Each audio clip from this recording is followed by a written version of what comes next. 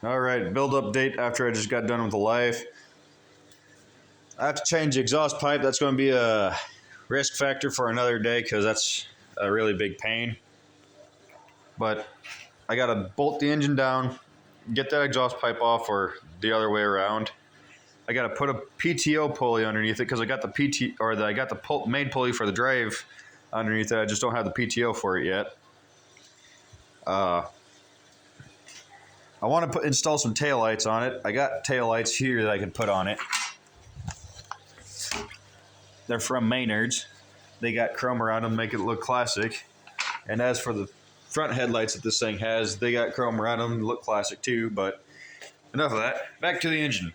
This had it wasn't the original engine. Whoever owned it before swapped the engine on it. But this had a 12 horsepower Briggs & Stratton normal flat top engine. That was off of a Weed Eater brand tractor that looks like a Craftsman.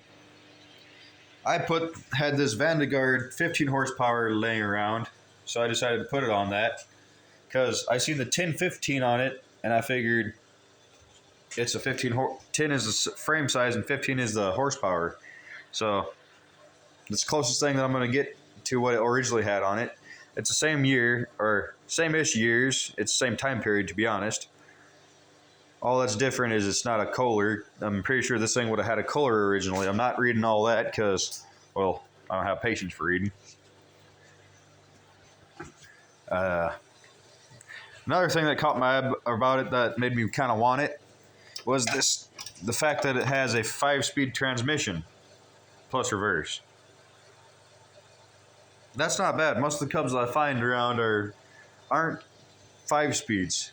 It's only if I'm right, it should be a splicer, not a Windsor rear end or rear transaxle. Because that's a splicer by Tecomesh over there. So I'm pretty sure that's what it's got underneath because it's about close what it looks like.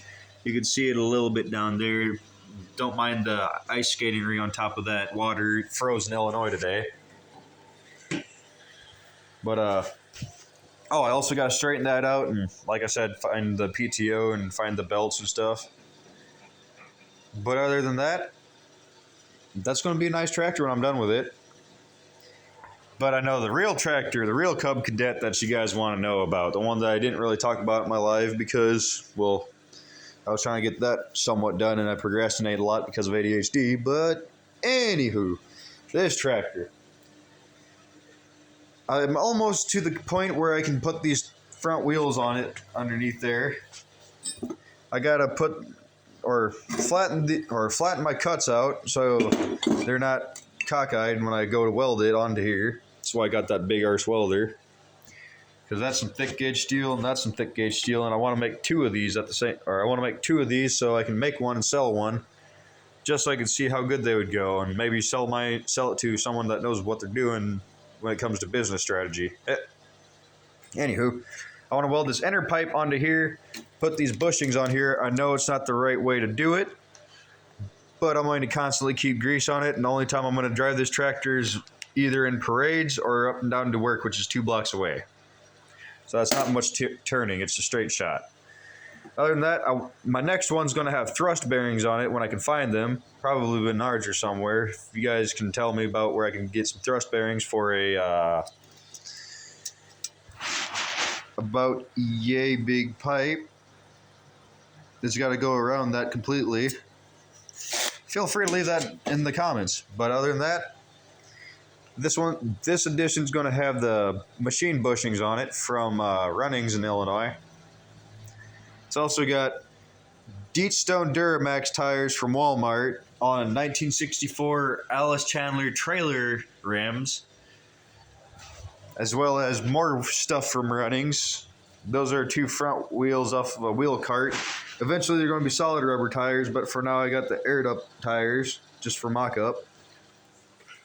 But, one more thing before I end the vid. This is either going to go on the right side or the left side. I want to put it on the left side because the right side has this big generator that's pretty heavy, and this is going to have at least 15-20 pounds in it, full of tools and stuff. But I seen a row crop that had a box on the side of it, and I got a kick out of that. And I was like, I could do the same thing on mine. But yeah. Well, until I make another video, I'll see you guys in the next one.